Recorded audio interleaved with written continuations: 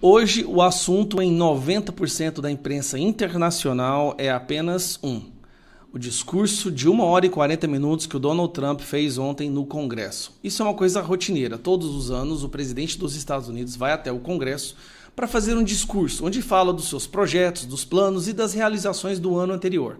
Nesse caso, como é o primeiro ano do segundo mandato do Donald Trump, não teve muita coisa para falar do ano anterior, então ele falou apenas das decisões e o que ele pretende fazer.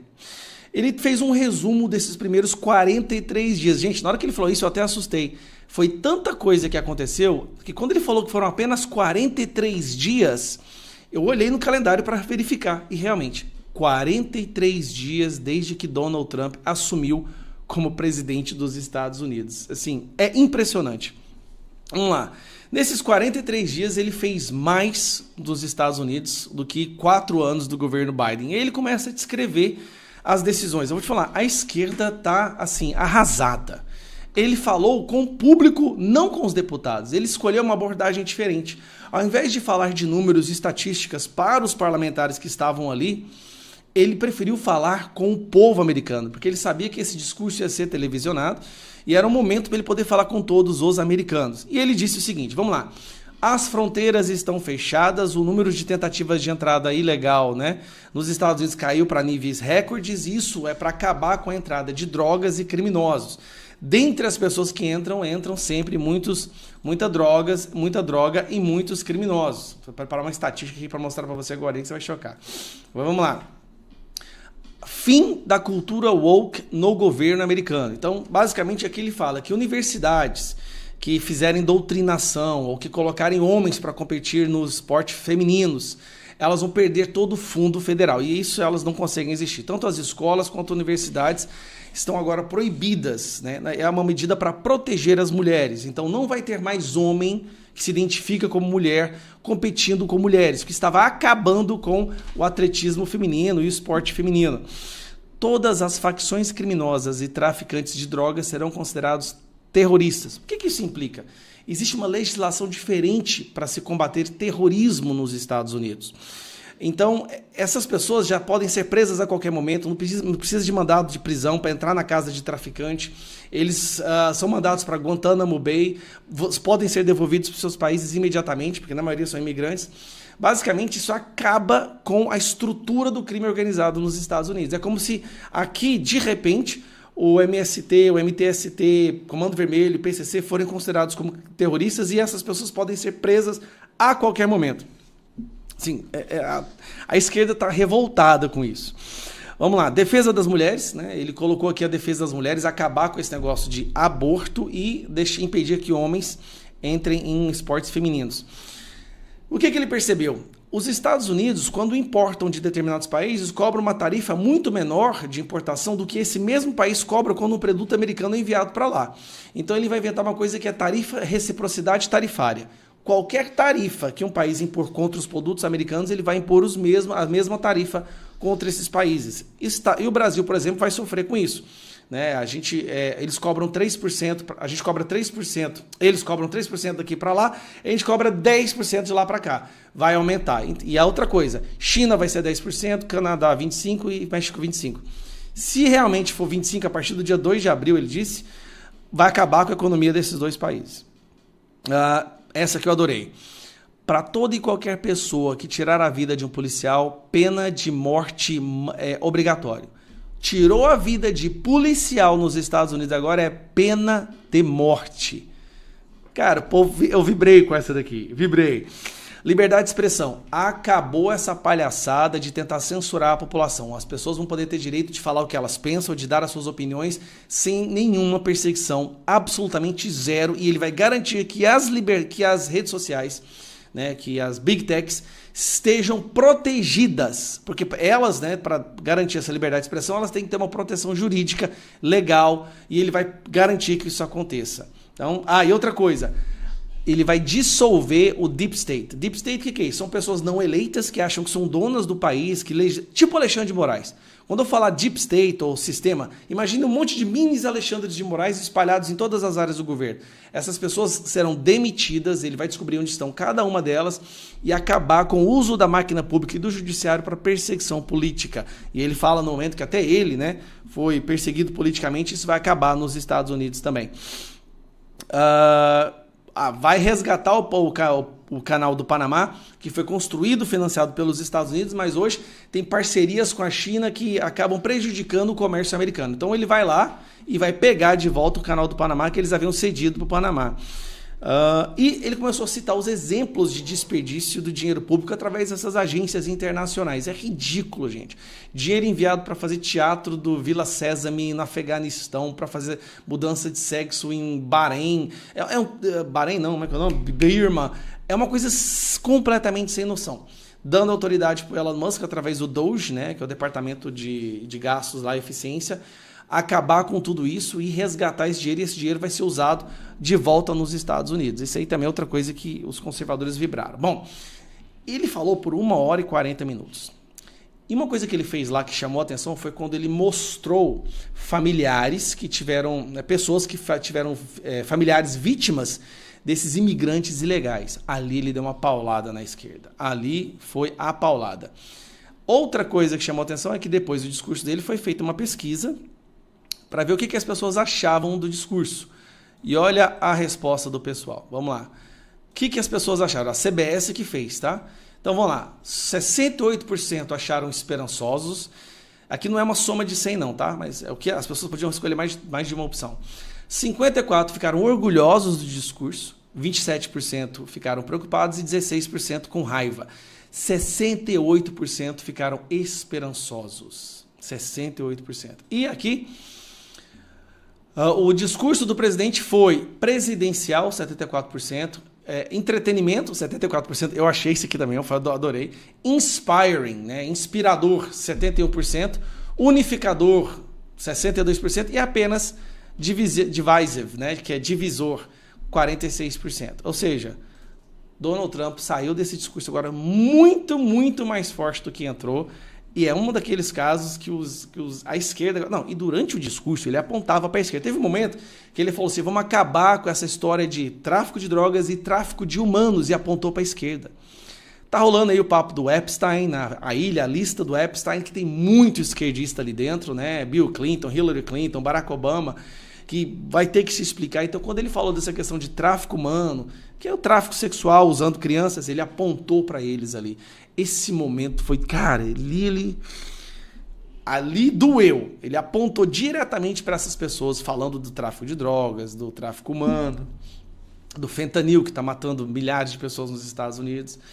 E assim, o povo amou. Tá? Aí, obviamente, a imprensa vai bater nele sem parar, mas a verdade é que o povo amou o discurso dele, ele falou todos os pontos que ele devia falar e disse que os Estados Unidos não vai ser mais porquinho de dinheiro para outros países. Né? Muito dinheiro dos Estados Unidos era enviado para outros países e esses mesmos países ainda ficavam cobrando super taxas dos produtos americanos. Isso vai acabar. Um abraço. João, informação, querido. Olha, hoje sempre acompanho as minhas redes sociais quando levanto e fui bombardeado por muita gente me marcando em publicações perguntando a respeito do senador Marcos Duval. E eu acabei tomando ciência aqui de uma publicação dele no Instagram, onde ele postou uma nota que deixou muita gente preocupada. Vou até pedir para o Edson colocar aí na tela para a gente acompanhar. Essa nota, divulgada pelo senador Marcos Duval, diz o seguinte, abre aspas, aos que sempre desejaram ou ainda desejam minha morte. Esse dia chegará, para mim, para você, para todos nós. É a única certeza que temos na vida. Se você passou anos desejando a minha morte, conspirando contra mim, torcendo pelo meu fim, se de alguma forma contribuiu para que esse dia chegasse antes da hora, saiba, você nunca conseguiu me vencer. Porque eu vivi como um combatente, lutei pelo Brasil, lutei para que a verdade prevalecesse, lutei para que meus filhos, netos, bisnetos e até os seus não precisassem crescer em um país tomado pelo medo, pela injustiça e pela covardia. Vocês me viram ser perseguido, me viram ser atacado, me viram perder casamentos, perder a convivência com a minha filha, ser julgado por aqueles que deveriam me apoiar. Mas me viram crescer, me viram resistir e me viram continuar. A diferença entre nós é que vocês se movem pelo ódio, eu me movo pelo propósito. Vocês queriam que eu terminasse esquecido, isolado, jogado em um galpão, abandonado, como uma sombra do que fui. Mas a verdade é que mesmo que o tempo e as traições tenham tentado me apagar, minha luta me levou além. Eu vivi com honra, eu combati com coragem.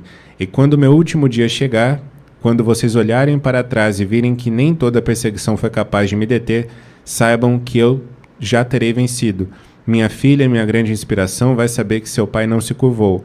Minha história, meu nome, minha missão, tudo isso viverá. E enquanto vocês se consomem pelo rancor, eu descanso sabendo que no final não fui eu quem perdeu.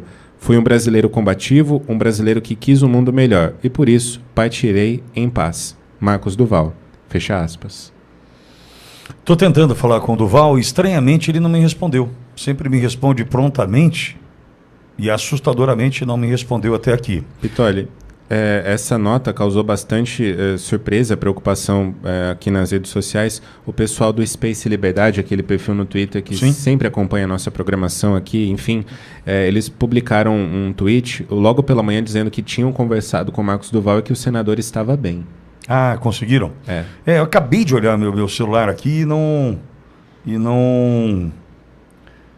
tive resposta, estranhamente. O Marcos Duval responde prontamente minhas mensagens. Enfim, eu preciso fazer aqui uma retrospectiva e voltar ao 9 de janeiro. Naquele momento, todo mundo diante daquela cena tão ruim, das dúvidas que chegavam e do medo já colocado sobre a população naquele 9 de janeiro, o Rodrigo Pacheco, esse covarde desse Rodrigo Pacheco, esse cidadão que não tem o meu respeito e nunca terá, porque para defender os seus próprios interesses passou por cima do interesse da nação, sendo presidente do Congresso, presidente do Senado, esse covarde não teve sequer a dignidade, a capacidade de dizer assim, nós vamos colocar um pedido de impeachment de ministro sobre a mesa agora, não para ele votar, mas para os pares, para que os pares discutissem. Por quê? Porque ele tinha interesse que a gente já sabe qual é, infelizmente. Mas naquele momento o Pacheco estava de férias, você vai se lembrar disso. E quem usava a palavra numa tribuna improvisada ali no Congresso, por conta do caos, era Veneziano Vital do Rego, vice-presidente do Senado. Você vai se lembrar disso. E quando eu vi, naquele momento, Veneziano Vital do Rego, vice-presidente do Senado, ou presidente em exercício, ladeado por Randolph Rodrigues, e do outro lado, Marcos Duval, eu falei, opa, tem que olhar para o Duval. Opa, vamos olhar, eu preciso olhar para esse cara. Por quê? Porque o Duval fazia parte da comissão de inteligência do Senado e já tinha, sob o seu poder, informações valiosíssimas de que aquilo havia, sim, sido um golpe, mas um golpe da esquerda. Da esquerda, por exemplo, de Flávio Dino, que escondeu, destruiu, apagou, sabe Deus o que fez, com as imagens do Ministério da Justiça e Segurança Pública. Dos disparos da ABIN, da decisão da Polícia Militar do Distrito Federal de lidar com aquela data daquela forma. Tudo o que a gente sabe sobre G. Dias. Ou seja, Marcos Duval, desde o início, sabia de tudo. O que o Senado decidiu fazer? Equivocadamente. Escanteá-lo. É louco. Que pendrive o quê? Não tem nada de informação. E o Duval, desqualificando o Duval.